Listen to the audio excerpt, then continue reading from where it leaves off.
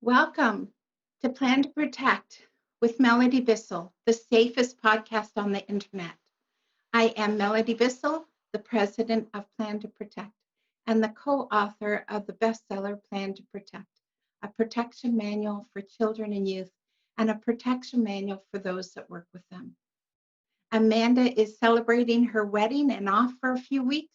We're in for a real treat this week.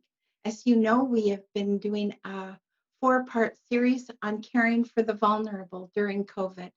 The first 2 weeks, we focused on children and youth, and today we are honored to have the Honorable Daisy Wai with us today. Daisy is MPP who represents the riding of Richmond Hill in Legislative Assembly of Ontario.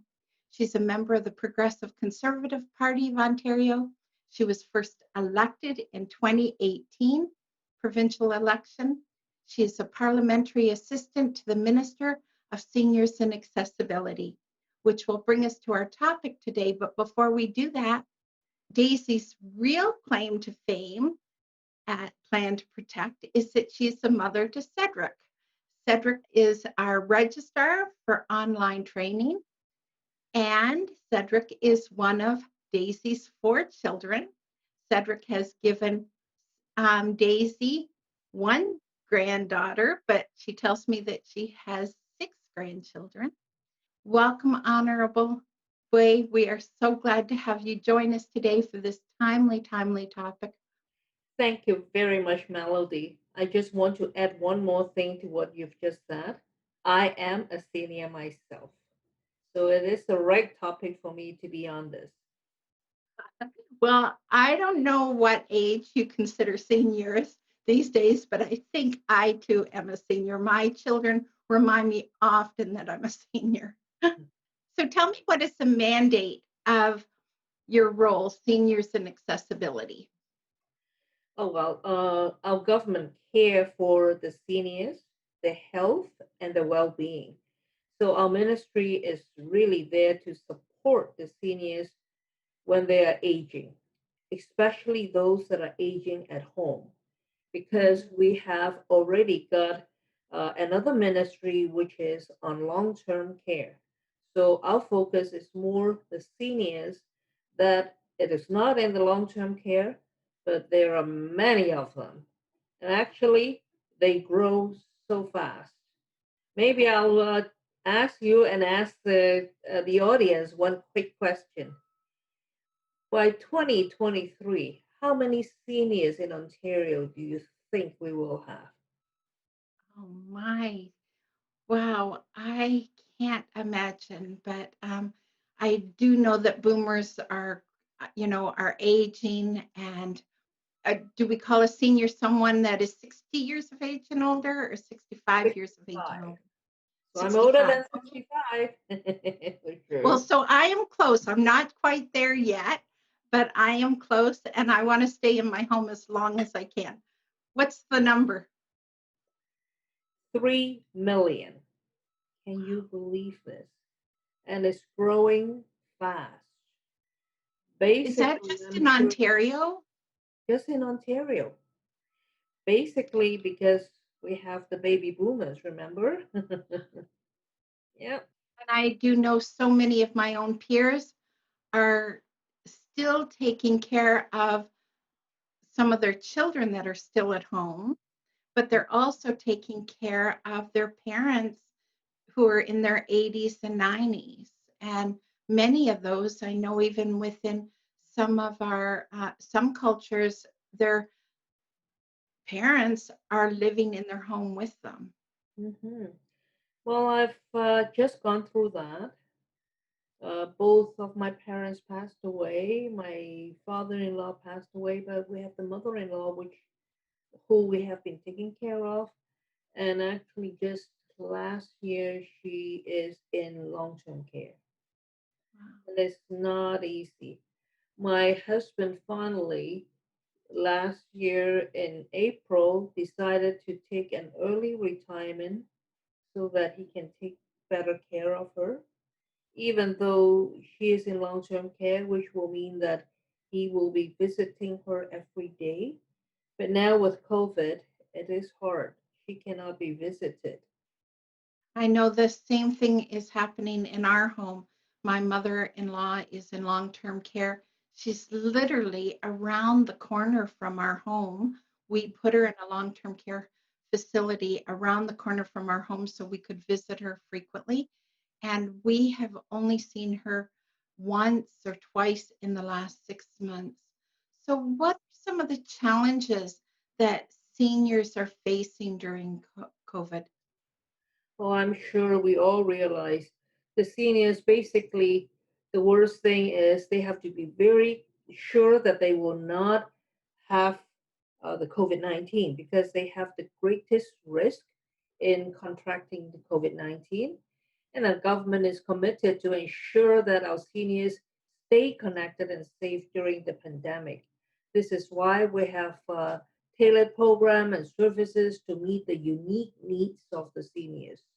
So, what do you believe to be the biggest need among seniors these days, especially in the midst of COVID? What do you believe is the greatest need? Well, seniors need to be able to stay connected within their communities while they also staying safe. The, one of the biggest problem is social isolation, especially when the children, if they have to go to work, and some of the children are not living with their parents anyways. So they might be just by themselves. And I still remember the time when my mother in law is with my father-in-law. They are happy and they are watching TV. They had a good time when they, even though they're not living with us. I still remember when Cedric was young, I make sure that we bring him over to her and they had a good time with him. But yeah, when my father-in-law passed away, she feel lonely, and that's why frequent visit it is important.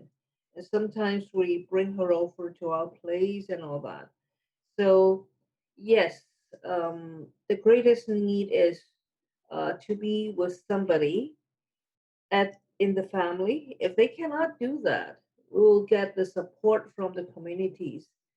This means that they deserve the support and we can provide easy access and information to them so that they can stop that social isolation and have more engagement.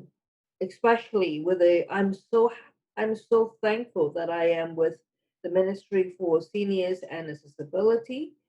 I am seeing how the government is working together, really caring for the seniors, and we provide the need that we can give them, and give them all the information that they need so that they will not be social having the social isolation. We also help the Senior Living Center to deliver virtual programming during this time when they are not being able to go outside, and hopefully they can still socially connect with their communities. Oh, But of that's a question I was going to ask you is what was the government doing? So, from what I hear, you're saying the government is providing information. Is there other things that the government is doing to provide support to seniors? Yes, definitely. We have committed an additional 1.75 billion to help build up the long-term care system. The long-term care system is not just in the long-term care homes. That is something that we are working on, but the best thing we're doing is we're linking hospital, long-term care, and seniors in the community. And we are encouraging them to stay aging at home. This is the most important part. We know that the people want answers about why the system is broken down with long-term care, and we have to get to answer faster so that they can have quicker to fix the system we inherited. As I say, we inherited that from the previous government, which they have not done much during the last 15 years, and that's why we have this problem. I want to thank the efforts of the frontline workers who are working tirelessly to keep our long-term care residents safe. I think it's so natural for us to find someone to blame. And I so appreciate what you've said about the government. I so appreciate what you've said about the frontline workers in the long-term care facilities. I am just so, so grateful for the care personnel, frontline workers where my mother-in-law is. They're providing excellent care. And I know for so many of them, they're short staffed. And I also really, really appreciate the generosity of the government during this time because they had to pivot as quickly as we all had to pivot. And they've just done a remarkable job. So, how do we find a balance between protecting our seniors because they are at high risk of contracting the virus, but also help them stay connected? Do you have any ideas on how we can find the balance? I don't think the right answer is not to find opportunities to connect with them, but we also don't want to expose them to the virus. Yeah, I will. Well, I focus the ones that are at home, okay, not just the one at the long-term care. The ones that are at home, first of all, we will encourage the family members to be very careful for themselves, washing their hands, wearing masks, and don't go out often. If they can just stay home and eat properly, take care of the seniors. And I know it is still also a challenge when, the whole family is at home. Sometimes, well, I enjoy it a lot more because that means we we can have the time to be together. But depending on the environment, depending on the family, the more that we stay together, sometimes that also uh, get a lot of friction, and we also have a lot of mental problems because when you're talking about them being the children being sandwiched between their own children and their parents, their job is being challenged right now. Financially is challenged. They have their own problems that they're facing, and that does give them the stress, and that can affect the relationship. So I'm just hoping that we all do our best, and that's why we're also increasing the funding for the mental care as well. So as far as family goes, the first thing is that. The second thing is they were not like the seniors. They used to be able to go out and having some personal time with their friends. They can get socially connected. They can go grocery shopping or just walking in the mall or just find times with their friends and having, for the Chinese, having some dim sums. But now with COVID, we are not, and we really should not let them to go outside. And even I for was going to grocery, ask that question. Is it safe for seniors to go out to restaurants and churches and public events right now? no, no, we will not encourage that at all. Which is why for grocery shopping, we like the children will be buying the groceries for them. I have my daughter making like she immediately come out and buy groceries for me. She has the oldest grandson that we have, and so she can be a little bit more mobile. But she really cares. She makes sure that, are you guys covered? And my youngest son is still staying with us, so he makes sure he does all the groceries for me as well. So uh, at first I say, no, no, it's okay. I can do that. But then they say, stay home, mom. It is important. Yeah, And we need to let them pamper us at this point. I think I've only been in the grocery store twice in the last 6 months. My son-in-law is doing most of the grocery shopping, and I feel pretty pampered these days. Yes. However, like with this, with the province opening up, uh, I am starting to do my own grocery shopping because then you will know. Like sometimes I just wander around in the grocery store, and then I pick up things that I don't intend to pick up. When you ask me to give you a list, sometimes I don't remember what I want. But anyway, grocery shoppings, and in fact, our ministry has been having a special online 211 to help people if they need. We'll do the grocery shopping for them, but more importantly is to get the medication for them. If they're not going out, we'll go and get the medication for them. So we will encourage them to stay home, but just staying home and watching TV and going to sleep, I mean, nobody can do that. I'm happy that I have my computer right in front of me and I'll be working and then I will be talking to people. It's almost like the same whether you're indoor or outdoor.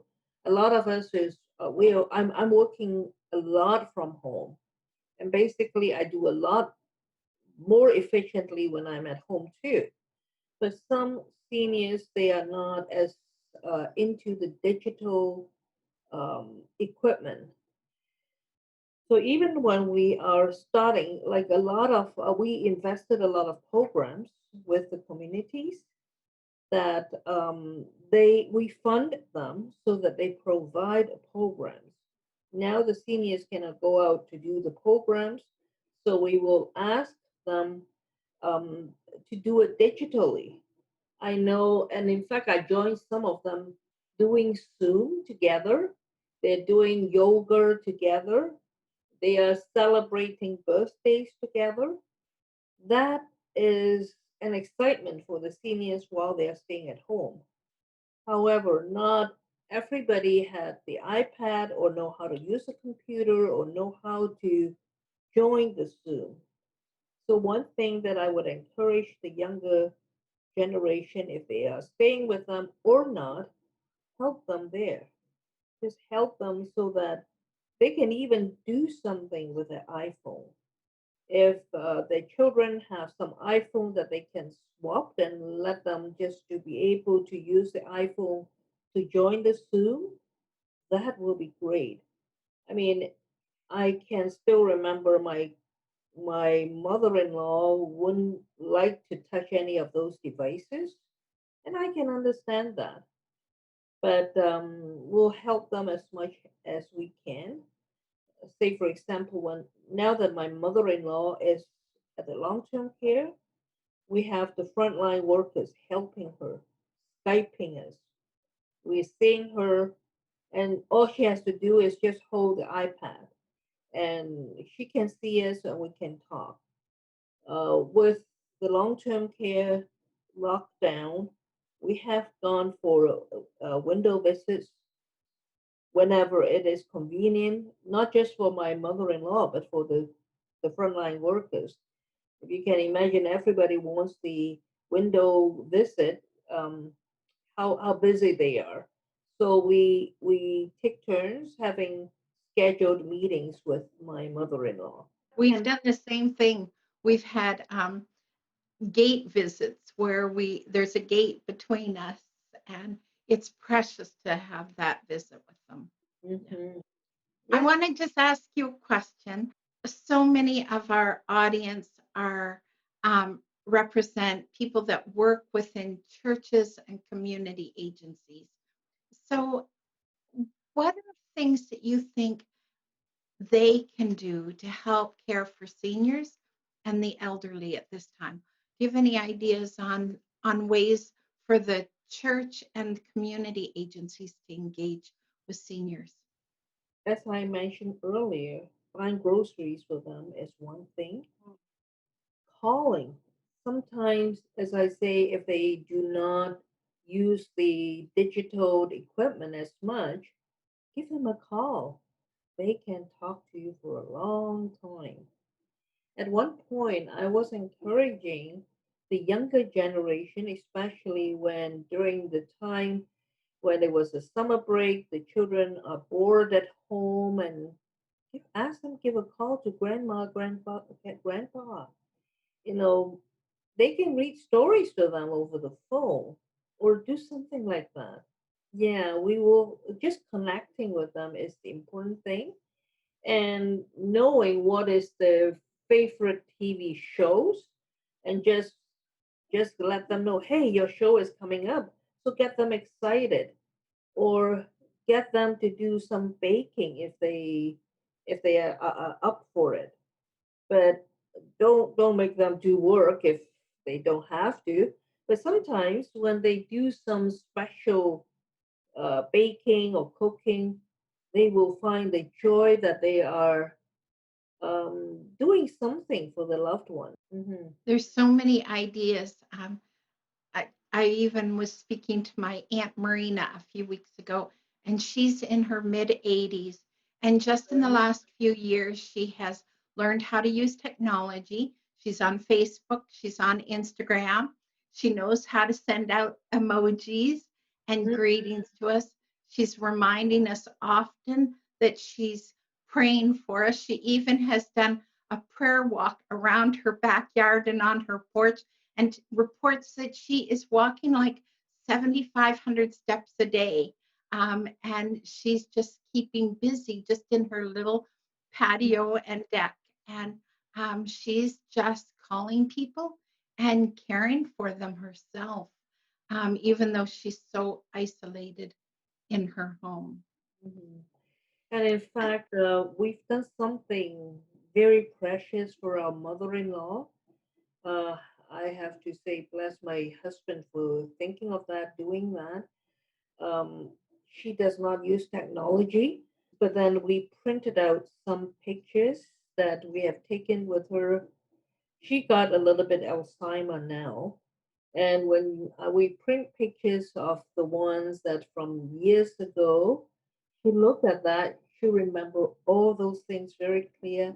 It just bring all the memories back to her. We started forming an album for her that she's flipping through the pages. We print them out in color print, that is all the same size, 8.5 by 11, putting them onto plastic sleeve so that she can turn one, and then it's big enough for her to see. She'll remember, and then we give her recent photos and say, these are your great grandchildren now, and these kind of things. It will make a big smile in her face. My mother-in-law also has Alzheimer's, and even when we go to visit her, she doesn't remember who we are anymore. But we did the same thing. We did a family memory book for her and had big pictures and reminded her of those people that are important in her life. And she shows that book to people in the center. Yeah, she's very proud of that, and she can also tell her friends inside the long-term care and say, this is what I am, who I am, what I've done in the past. And yeah, those are the positive way of keeping them happy. Do you, if I can change the topic for just a moment here, Hmm. because we are very much on focus around elder abuse. What are you hearing in your, you know, in the government? What are you hearing from your community around the prevalence of elder abuse? Well, we are working hard, our seniors, protecting them safe, and in all sorts of way is something that we think is so important in our ministry, and we work very hard to protect them. Keep them healthy is only part of it. When we say abuse, it can be physically abusing them, mentally, psychologically, financially. It can be from a member in the house, a family member, or it can be just somebody outside that they put them into scam, or even before that, when they were shopping. I've heard and I've seen a lot of stories that they say, "Oh, I'm giving you these kind of jades or whatever, or diamonds," and for a special rate, and then ask for the price, and then they take away they ask them for a lot of money, or there I've seen some people, and I heard that some people, come in and do the chores for some of the seniors, and they gain their trust. Then they may be going around the house and taking things away from them, or luring them into signing up a will for them. It is all kinds of things. But working together with the police and working together with the lawyers, we do everything we can. We educate the seniors the best we can, and we make it very clear to family members who we care for the seniors, and whatever they are not treating them right, people reported on it, they will be put into jail. Like I think a few years ago there is one case that they have their parents in the garage, living out from there, and even during the cold. So when it is reported, we move into that and take care of that. Sorry, I guess when people report it and we have cases like this, people start to make sure that they don't go over the board, and we keep on having different kind of trainings for the seniors. As we say, we were doing different kind of programs with the community centers, the groups that care about the seniors. Sometimes they will do workshops like this, and I know the police has been doing different kind of workshops to uh, tell the seniors how to do, what is the ways for fraud prevention.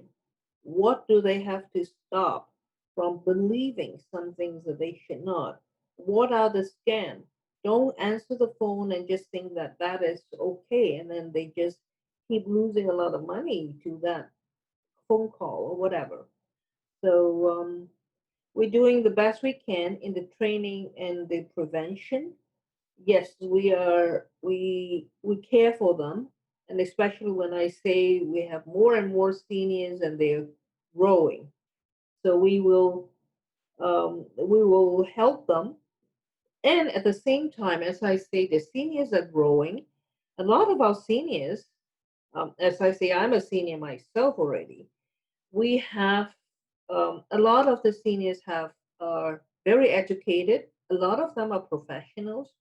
We The Ministry of the Seniors and Accessibility are doing a lot of work, encouraging them to be continue to be volunteering or even part-time in the workforce, or do something to mentor the next generation, just to keep their mind active.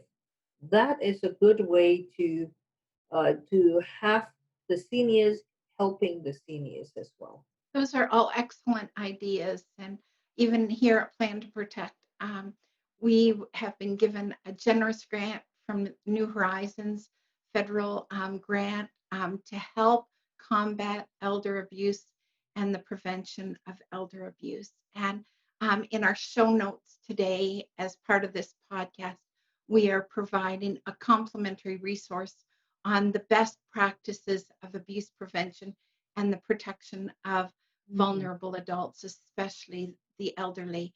And we want to encourage you to access that pocket guide as a gift to our listeners today, Oh, that's because you care about the hmm protection and the prevention of abuse for the elderly. And I know I echo so much of what Honorable Wade just said, that abuse awareness training and providing educational resources to seniors on elder abuse, and also for frontline workers how to prevent elder abuse, for community leaders, church leaders. Make sure that you are well informed on how to combat elder abuse, because it is very, very prevalent in North America. And so often, because seniors are isolated, um, it often goes unnoticed. And the same types of abuse that children can be exposed to, physical, sexual, emotional Yes. neglect, financial abuse, are all forms of abuse that our seniors are facing. So please do your part to combat elder abuse. That Honorable Wai, any final thoughts or words you'd like to say to our audience today?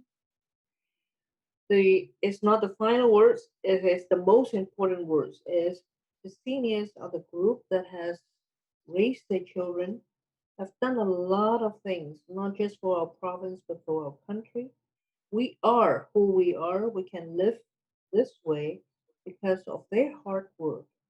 And I have to say, the younger generation now, of my children's generation, they are very blessed. So make sure that we remember where all these come from. So right now, their health, their safety, and the well-being, the happiness and the joy, this is the time that we should do the best for our seniors. And in fact, now is the time that they may be able to relax a little bit. Now is the time for us to take care of them and let them go. Well, now with COVID, we cannot travel around the world as much, but let them do something meaningful, whether it's painting, whether it's singing, whatever. I think the seniors mostly enjoy is the success of their children, the bouncing, the joyful singing, and the screaming of their grandchildren. So let them enjoy it. And we know that we owe it to them. And when we do it to our seniors, our children sees it, and one day they will do the same thing back to you because they learn by good example. And I just at this time wish all the senior health and safe, being healthy and safe, and all the blessings for them. I encourage the children to take good care of them and enjoy the community. Go outside when the COVID is not around, and when the COVID is here, ask your children to help you with the electronic devices so that you can connect with them. Thank you so much. I echo what you said. We owe so much to our seniors. Um, the sacrifices they have made, the love that they have extended to us, their generosity, um, just the sacrifices they even made, in many cases, leaving their own home countries to bring them to a better place and open up doors for us.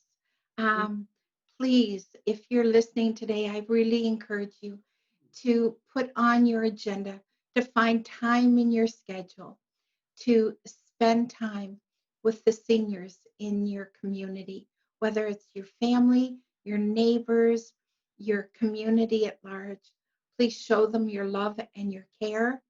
Please keep alert for any indicators of abuse, injury, or harm. If they have cognitive capacity, please encourage them to reach out to law enforcement to help them. If they do not have cognitive capacity, then you reach out on their behalf to law enforcement. Let's combat elder abuse. Let's provide the care that our seniors and those that are elderly in our community really, really deserve. Thank you so much, Honorable Wai, for participating today in our podcast. This podcast, as I said, it is sponsored by our Elder Abuse Awareness training material that has been generously donated through a grant through New Horizons. We have and will be making available to our trainers and our members elder abuse awareness training. We also will be providing our pocket guide of best practices, which is just chock full of tips on how to protect the seniors and the elderly in your community. I just want to encourage each one of you, please subscribe to our podcast on YouTube. Please click that subscribe button and even the little bell to remind you every time a new podcast has been added. And check out our show notes for resources to support you and your efforts to care for the elderly. Thank you again, Honorable Wai. We really appreciate you being with us today. Thank you very much, Melody. What you're doing is so meaningful. And as I say, especially with the seniors growing, you are a big partner with us as we work for the seniors. And thank you so much for all your efforts, your love, and care for the community. Thank you for Cedric. Yes, thank you, Cedric. Okay. Bye, everyone. Bye bye. Thank Nice you. meeting all of you.